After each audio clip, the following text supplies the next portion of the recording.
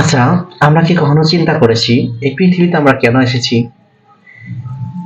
কি কারণে আল্লাহ তাআলা আমাদেরকে এই পৃথিবীতে পাঠিয়েছেন? এই পৃথিবীতে কি আমাদের ইবাদতের জন্য পাঠিয়েছেন?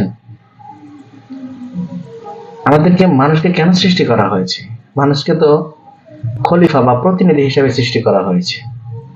আল্লাহ তাআলা বলছিলেন ফেরেশতাদেরকে যে আমি একটি জমিনে একজন প্রতিনিধি প্রেরণ করব। একটি জমিনে একজন প্রতিনিধি। তাহলে সেই জমিনটা কি আমাদের এই পৃথিবীর জমিন না অন্য কোনো জমিন? আল্লাহ তাআলা যখন বলেছিলেন তখন তো এই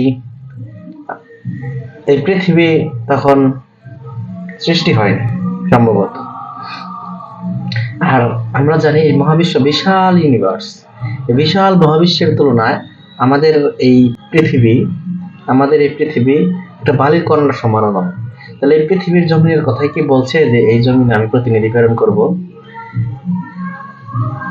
আমার মনে হয় এই কথা পৃথিবীর কথা বলেননি। মানুষকে সৃষ্টি করার সময় যখন আল্লাহ বলছিলেন যে আমি আমি জমিনের প্রতিনিধি সৃষ্টি করতে চাচ্ছি, একটা জমিনে একটা করে প্রতিনিধি, তখন ফেরেশতারা নিষেধ করছিল যে হে আল্লাহ, আমরা তো আপনার ইবাদত করতে আছি, আপনার জমিনের প্রতিনিধি সৃষ্টি করার দরকার নেই। এরা রক্তারক্তি করবে, এরা এই করাপশন করবে। তখন আল্লাহ তাআলা বলেছিলেন যে আমি যা জানি তোমরা তা জানো না। তাহলে মানুষকে আমাদের এই পৃথিবীর জীবনে, এই পৃথিবীর জমিনে ইবাদতের জন্য পাঠিয়েছেন। আমরা এটা জানি যে কিয়ামতের পর আমাদের যে জীবন সেটা হচ্ছে দীর্ঘস্থায়ী, সেই জীবনের শুরু আছে শেষ নেই।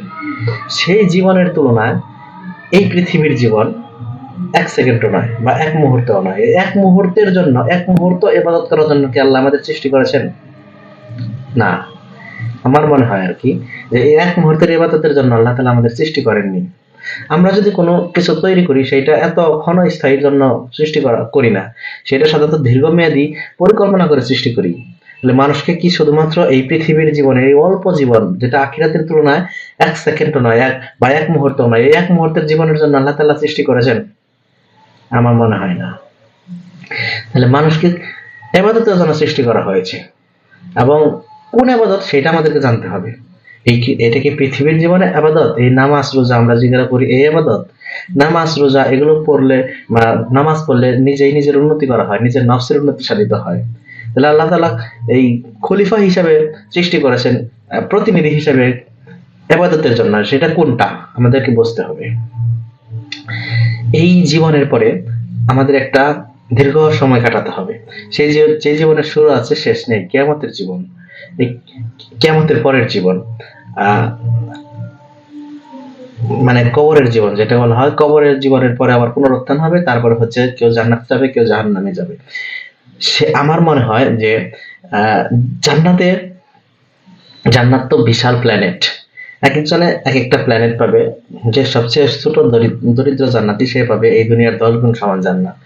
তো সেই জান্নাত পরিচালনার জন্য আমার মনে হয় সেইখানে প্রতিনিধি দরকার, যে প্রত্যেকে এক একটা বিশাল বিশাল প্ল্যানেট পাবে, জান্নাতের প্ল্যানেট। যারা জাহান্নামে যাবে জাহান্নামের প্ল্যানেট পাবে। সেই প্ল্যানেট পরিচালনার জন্য মনে হয় আল্লাহ তাআলা খলিফা সৃষ্টি করেছে। জান্নাতের যে বিশাল বিশাল জান্নাত রয়েছে, সেই প্রত্যেকটা জান্নাত পরিচালনার জন্য সেইখানে প্রতিনিধি হিসেবে, দায়িত্বপ্রাপ্ত প্রতিনিধি হিসেবে খলিফা সৃষ্টি করেছেন। এই প্রতিনিধি হিসেবে মানুষকে সৃষ্টি করেছেন আমার মনে হয় আল্লাহ তাআলা। প্রত্যেকেই সেইখানে দায়িত্বপ্রাপ্ত প্রতিনিধি হবে। সেই জমিনের দায়িত্বপ্রাপ্ত প্রতিনিধি হিসাবে সম্ভবত আল্লাহ তাআলা মানুষকে সৃষ্টি করেছেন। যার কারণে দায়িত্বপ্রাপ্ত প্রতিনিধি হওয়ার কারণে মানুষ সেইখানে, সেই জান্নাতে, কেউ যখন বলবে নদীকে নদী সরে যাও তখন নদী সরে যাবে, গাছকে বলবে ফল দাও, গাছ ঝুলে ফল দেবে। এবং তার সে সাথে তার চেতনার সাথে, ওই জান্নাতি ব্যক্তির চেতনার সাথে সেইখানকার প্রত্যেকটা বস্তুর চেতনার মিল থাকবে। যার ফলে সে যখন বলবে যে গাছকে বলবে ফল দাও, গাছ ঝুলে ফল দেবে। এবং সে যখন বলবে নদী সরে যাও তখন নদী সরে যাবে। তার চেতনার সাথে তার চেতনার মিল থাকবে। এখন সেই জান্নাত পরিচালনা করছে কারা? জান্নাত পরিচালনা করছে, জান্নাতে বিভিন্ন ধরনের কাজ করছে ফেরেশতারা।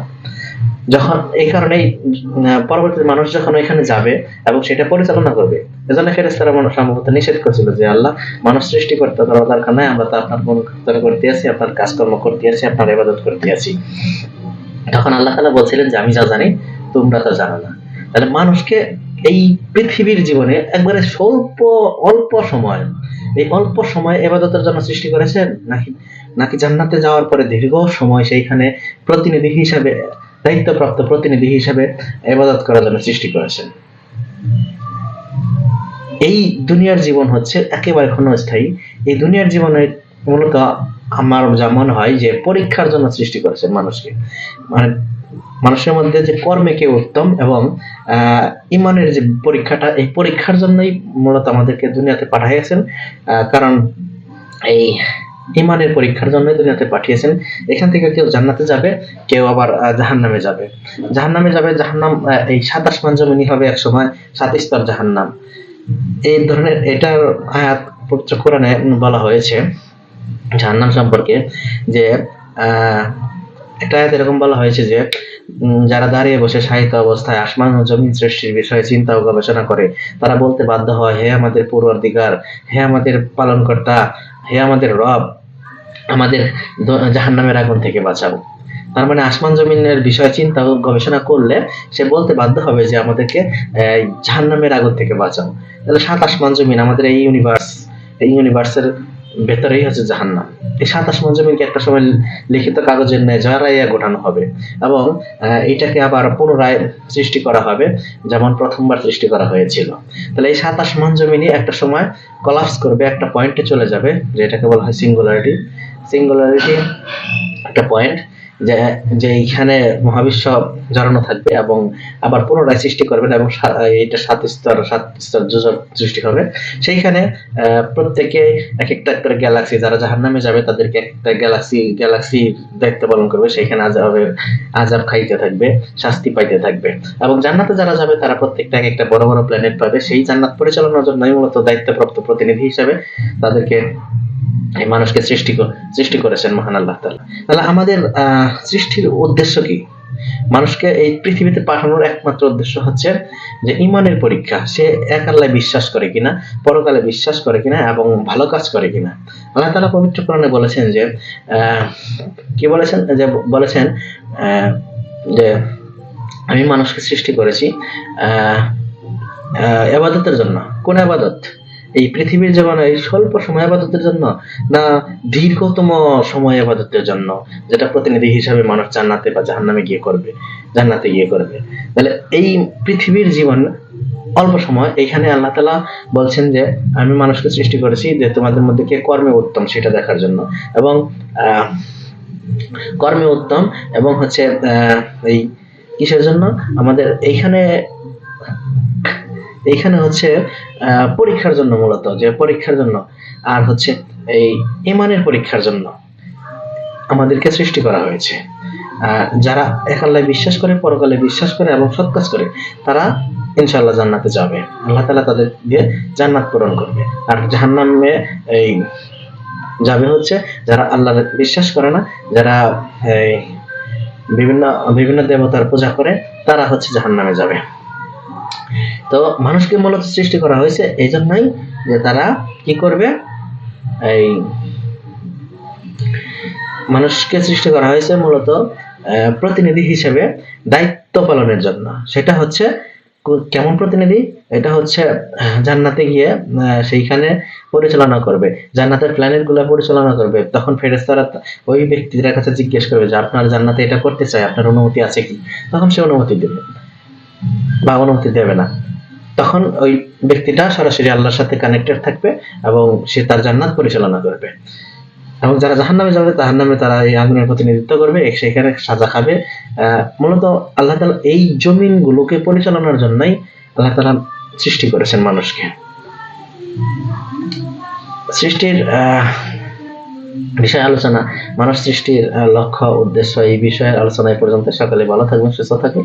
আসসালামু আলাইকুম।